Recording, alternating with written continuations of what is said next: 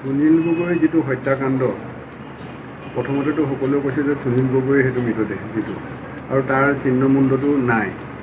কিন্তু শেষত আমি সেইদিনাখন আমিও গৈছিলোঁ, আমি মানে জ্যেষ্ঠ নাগৰিকসকলৰ পৰা গৈছিলোঁ, তাৰপিছত আমাৰ যিটো সচেতন নাগৰিক সমাজৰ ফালৰ পৰাও গৈছিলোঁ। লখিমপুৰ সচেতন নাগৰিক সমাজৰ এটা টীম আহিছিলে তালৈ, আমি হাপতীয়া তাত সুনীল গগৈ ঘৰলৈ গৈছিলোঁ।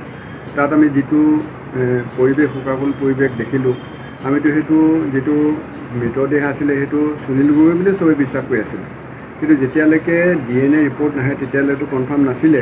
কিন্তু সিদিনা লখিমপুৰ SP চাহেবাই ক'লে যে সেইটো সুনীল গগৈৰ মৃতদেহ নহয়, তেওঁৰ ৰাজমিস্ত্ৰী জাহাংগীৰ হুছেইনৰ মৃতদেহ। আচ্ছা, জাহাংগীৰ হুছেইনৰ মৃতদেহ সেইটো প্ৰমাণ হ'ল, কিন্তু সুনীল গগৈ ক'ত? সুনীল গগৈ ক'ত? সুনীল গগৈ পলাতক হিচাপে তেওঁলোকে ঘোষণা কৰিছোঁ বুলি কৈছে। পলাতক হৈ থাকিলে তোমালোকে ধৰিব পাৰিব লাগিব। তেওঁ চিহ্ন মুণ্ডটো হৈ লগত লৈ পেলাই ক'ৰবালৈ গৈছেগৈ নেকি? আৰু এইটো যেতিয়ালৈকে সুনীল গগৈ যেতিয়ালৈকে ধৰা নপৰিব, তেওঁক যেতিয়ালৈকে নাপাব, জীৱিত বা মৃত নাপাব, তেতিয়ালৈকে এই হত্যাকাণ্ড কোনে কৰিলে কেনেকৈ জানিব? তেওঁলোকে কৈছে যে তেওঁ 81 লাখ টকাৰ ইঞ্চুৰেঞ্চ কৰিছিলে, দুদিনৰ আগতে তেওঁ এইটো ৰিচিপ্ট কালেক্ট কৰিছিলে।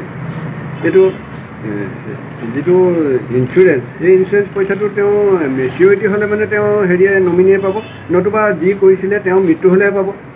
যদি সুনীল গগৈ যদি মৃত্যুৱে হোৱাৰ প্ৰমাণ নহয়, তেতিয়াহ'লে কেনেকৈ তেওঁ এই পলিচি টকাটো পাব? গতিকে একেবাৰে সেইটো অবাস্তৱ কথা এটা। গতিকে এইটো এটা চেষ্টা চলাইছে যে এইটো কাৰণেই তেওঁলোকে ইঞ্চুৰেঞ্চৰ কাৰণে তেওঁক হত্যা কৰা হৈছে বা তেওঁক পলাতক হৈছে। ইয়াতে এনেই তৃতীয় পক্ষ জড়িত হৈ আছে বুলি আপুনি ভাবে? একেবাৰে নিশ্চয় তৃতীয় পক্ষ থাকিবই লাগিব। যিহেতু এজন মানুহে এজন মানুহক হত্যা কৰি মাথা কাটি লৈ যাব নোৱাৰে, জ্বলাই দিব নোৱাৰে, তাৰ তৃতীয় শক্তি থাকিবই লাগিব। আমাৰ ধাৰণাটো এনেকুৱা ধৰণৰ হৈছে, জাহাংগীৰকো এই প্ৰমাণ নষ্ট কৰিবৰ কাৰণে হত্যা কৰা হৈছে। আৰু নিশ্চয় আমাৰ ধাৰণা এটা যে সুনীল গগৈকো সেই একেটা পাৰ্টি, সেই তৃতীয় পাৰ্টীয়ে গৈ পেলাই তাক হত্যা কৰি পেলাই ক'ৰবাত পেলাইছে। আজি 4 দিন ধৰি পেলাই সেই সুনীল গগৈৰ যিটো পৰিয়াল, তেওঁ বৃদ্ধ মাতৃক আনিছে, পুতেকক আনিছে, তেওঁৰ ভতিজাকক আনিছে, তেওঁৰ পৰিবাৰক আনিছে। আজি 4 দিন তেওঁলোকে টৰ্চাৰ কৰিয়ে আছে, তেওঁলোকে জেৰা কৰি আছে। কিন্তু তেওঁলোকে একোটো ক্লু উলিয়াব পৰা নাই। গতিকে তেওঁলোকেতো সহযোগিতা কৰা নাই বুলি ক'ব নাই। যেতিয়াই মাতিছে তেতিয়াই আহিছে, তেওঁলোকে যি জানে কৈ আছে, সেইবোৰ আমি শুনি আছোঁ। গতিকে এতিয়া কথাটো হ'ল কি, তেওঁলোকক তেনেকৈ টৰ্চাৰ কৰি থাকিলেই, মেণ্টেলি কৰি থাকিলেই চিহ্নমুণ্ড ওলাবনে? সুনীল গগৈ মৃতদেহ বা জীৱিত হিচাপে ওলাবনে? গতিকে এইটো এটা নাটক বুলি ভাবিছোঁ।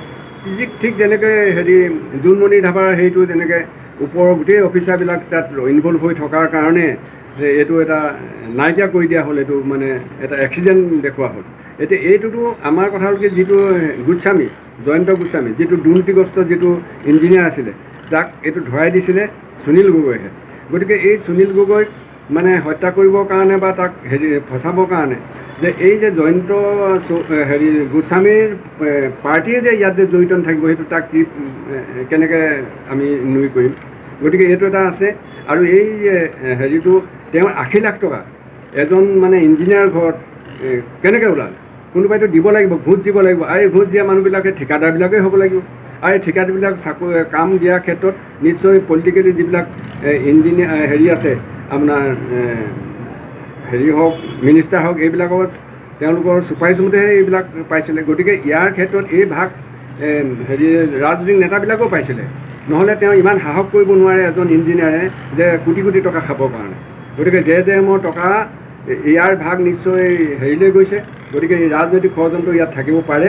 যদি সুনীল গগৈয়ে থাকিলেহেঁতেন তেতিয়াহ'লে আৰু বহুতো ইয়াৰ ভিতৰুৱা তেওঁলোকৰ দুৰ্নীতি হয়তো ফাদিল কৰি দিলেহেঁতেন। গতিকে এই ক্ষেত্ৰত সুনীল গগৈক মানে হয় হত্যা কৰিব লাগিব, নহয় গায়ব কৰিব লাগিব, কিবা কৰিবলৈ তাক ফচাব লাগিব। তাৰ কাৰণে এখন নাটক সৃষ্টি কৰিছে, আৰু এইটো নাটক সৃষ্টি কৰি তৃতীয় পক্ষই কৰিছে। আৰু তাত এই যে দুৰ্নীতিগ্ৰস্ত বিষয়বিলাকো যে জড়িত নাই, সেইটো আমি একেচাতে আমি নুই কৰিব নোৱাৰোঁ।